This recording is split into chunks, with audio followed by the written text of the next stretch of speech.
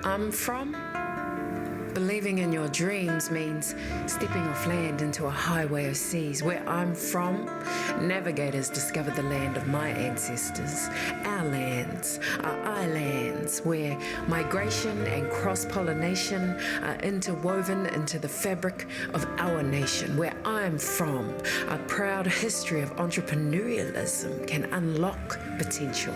Where I'm from, the power of relationships and networks of people makes positive change real, I feel. Where I'm from, Whakapapa tells me stories of the times of my ancestors and brings them into present day reality. With the recitation of names, landscapes are spoken, premonitions articulated, and my potential perpetuated. Where I'm from, city streets provide beats for my thoughts. I step by step in the footsteps of my tupuna into contemporary complexities of our modern day society. Because where I'm from, we seek to bring about new realities inspired and informed by the culture of our ancients, together with my current and future truth. Where I'm from, bloodlines from past lives intertwined to create my life. With sparkles in my eyes, I have a duty to thrive and walk a path that sustains all our futures.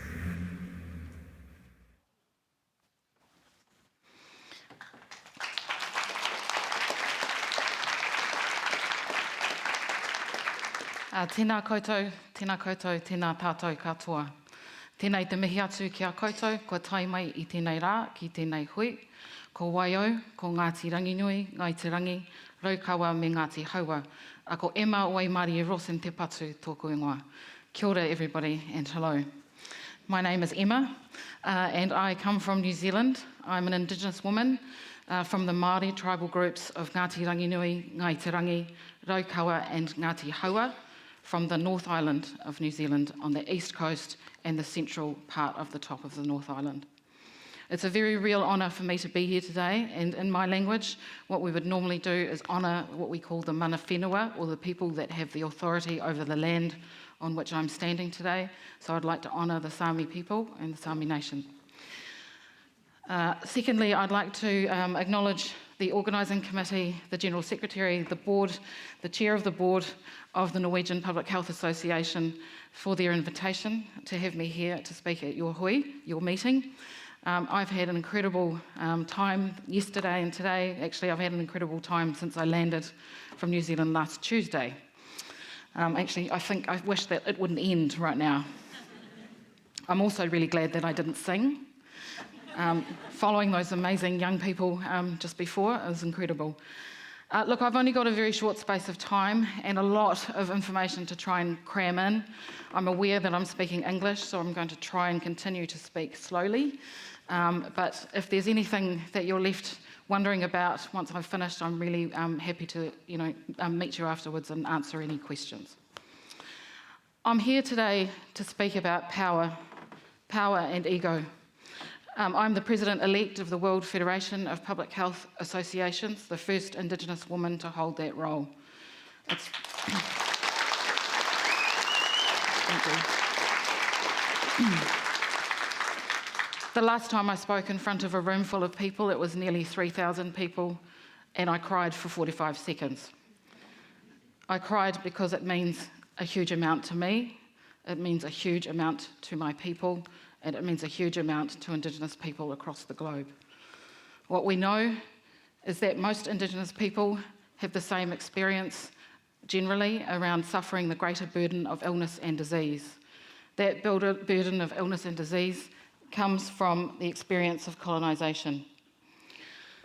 It's my duty to do as much as I can to ensure the thriving success and future of my people, and as much as I can raise the voice of Indigenous people on a global stage.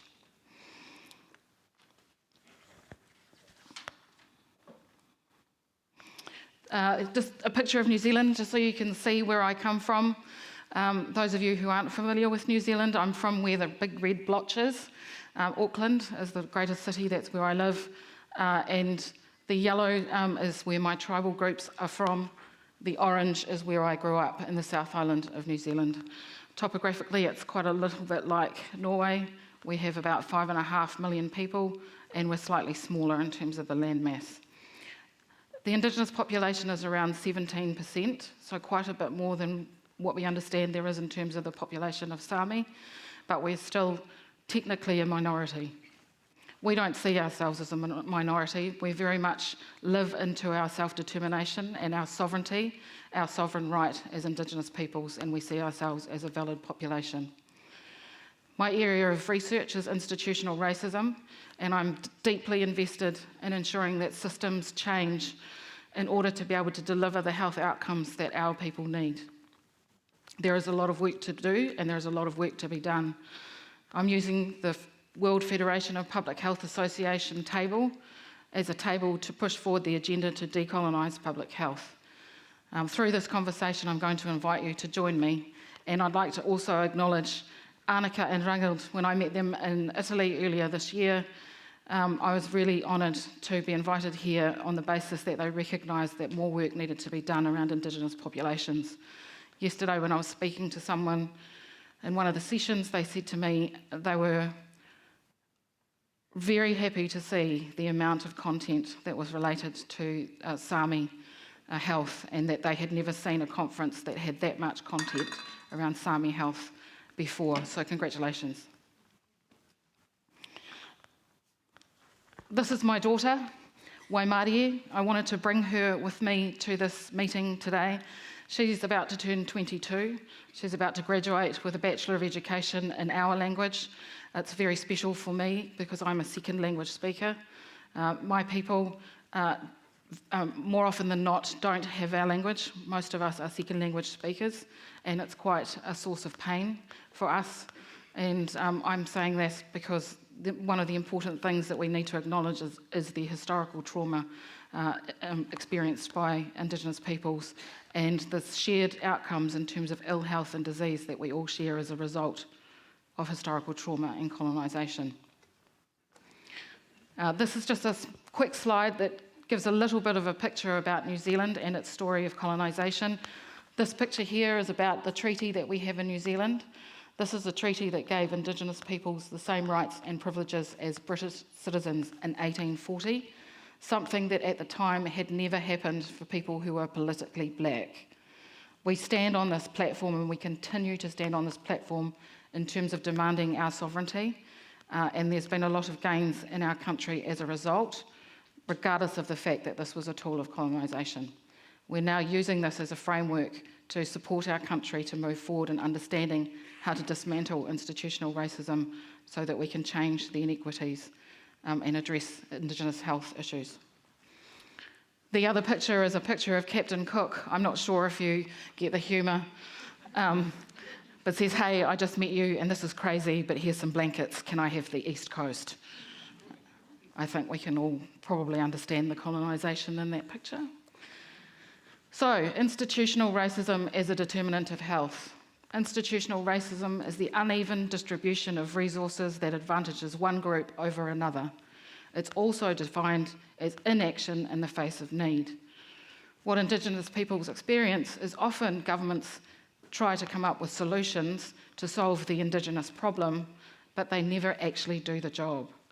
Our people have been saying for years, give us the resources, let us find our own solutions, and we will ensure that our people thrive. This is where you all come in. Understanding what institutional racism looks like is incredibly important in public health so that we can undo the systems and remake them in a way that actually serves the purpose to address the inequities that exist for the people most affected. And for the biggest part, that's Indigenous people, people of colour and other minorities.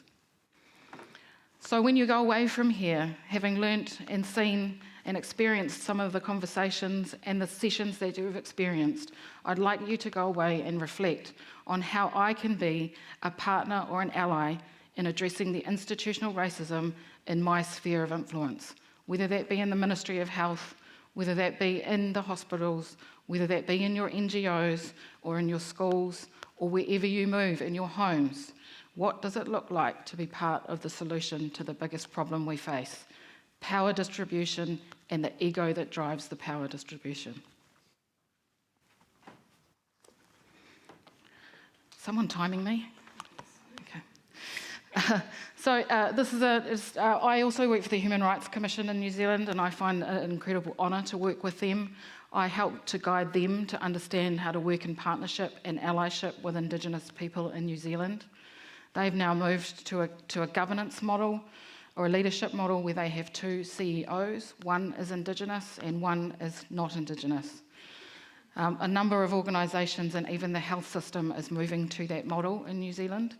I think there's a lot to be learned yet. There's a lot of work to be done, but it is, the best place we've been able to find ourselves in ever. So it's really hopeful for us.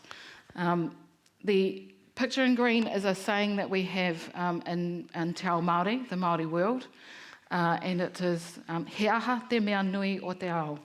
He tangata, he tangata, he tangata. What is the most important thing in the world? It is people, it is people, it is people. People make up systems. People perpetuate the power distribution, the unequal distribution that creates the institutional racism. Understand your behaviours and the way you perpetuate those issues, and then we can actually break them down. These next two slides are a story of loss and gain. And again, it's a story of colonisation that is shared by Indigenous peoples across the planet. I'm not going to talk into it too much because there's too much detail, but just to say that the golden G in the middle, the G spot, is the most significant thing that we really need to know and understand about addressing the issues for our Indigenous nations. This word is really the key to acknowledging authentically the situation that we find ourselves in having to address these major inequities for Indigenous people. I'm just going to click through. One too far. The yellow is solutions. So over time, governments have attempted to find solutions, as I mentioned before, about addressing the issues around the inequities for Indigenous people, and they've never been successful.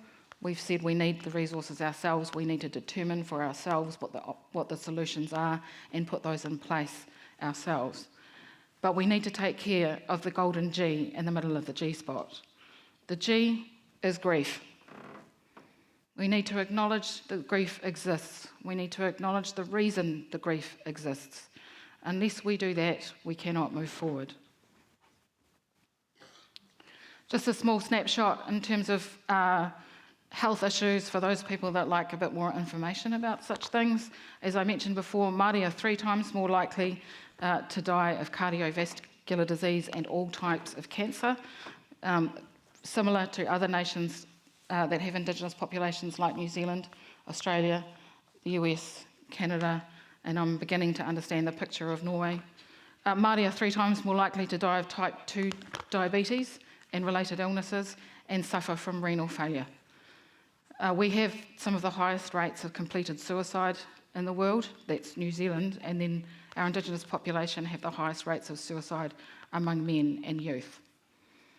So it's a familiar picture, I think, that people begin to understand the nature of the colonisation and the institutional racism and the continued disadvantage of Indigenous people.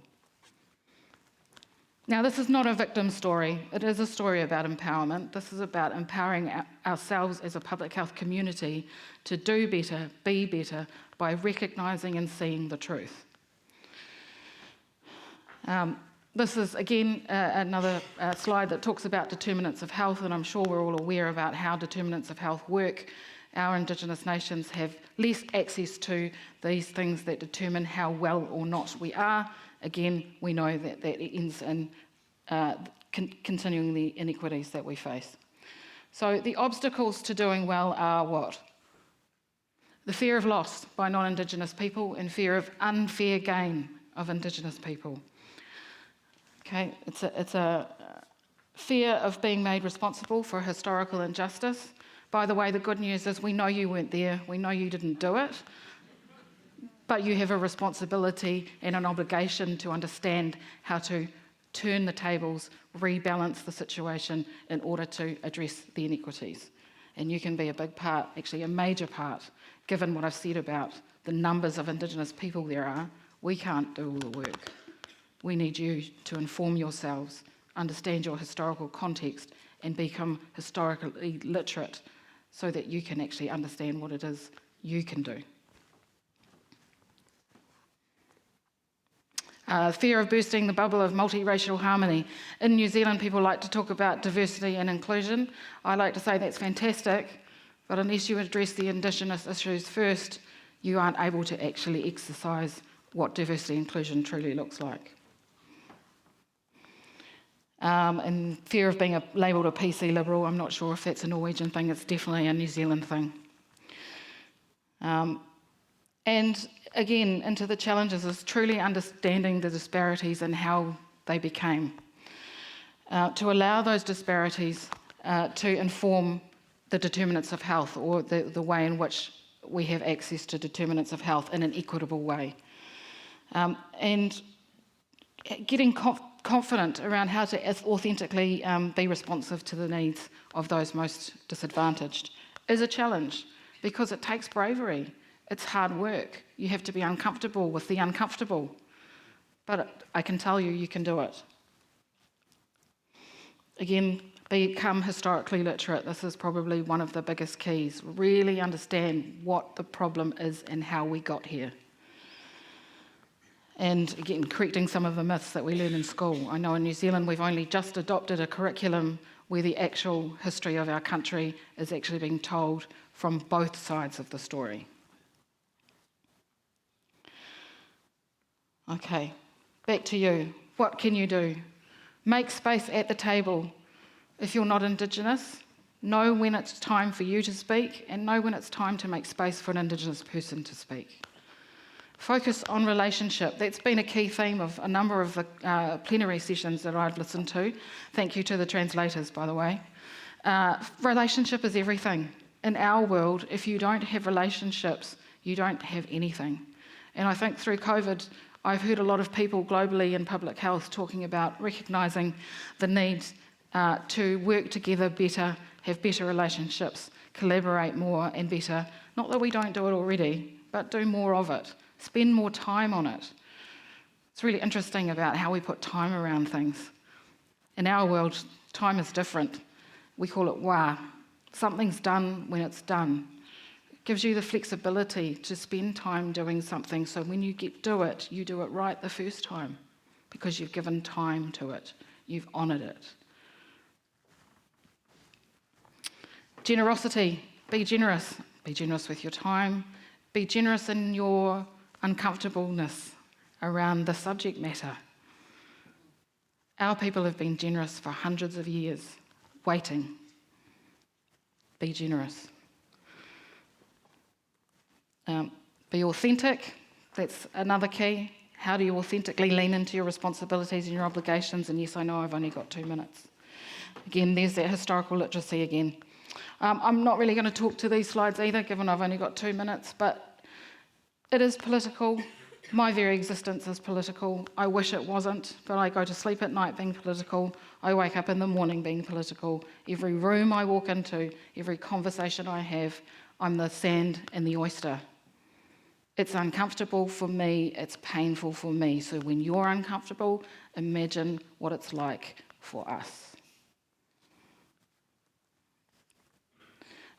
And just a little bit of a plug, this is the Indigenous Working Group of the World Federation of Public Health Associations. If anyone's interested in that, there's a link at the end of my slide, or please come and see me. We welcome more people to come along and join us if you're Indigenous. We're making a space also for allies. The World Federation adopted a goal at the beginning of this year of systems change approaches and decolonising public health. There's going to be a lot of work to do in the next few years while I'm the president. So I welcome anyone to the Federation who would like to be part of the movement to decolonise public health. By the way, you're probably already doing a lot of it already and you probably don't even know. So, Indigenous Working Group. In New Zealand in 2028, we'll be having the World Congress on Public Health. So that's another thing for you to think about. Come to New Zealand and talk about decolonising public health. Bring your examples. Bring the work that gets done on the white paper that's currently being put together and show us what you've done. Any number of cool things that can happen. So, what are we doing it all for? Our children, mō tātou, mō ka uri amuri ake. We're doing it for ourselves and our children and the generations to come after us. Kia ora everybody, thank you very much for having me.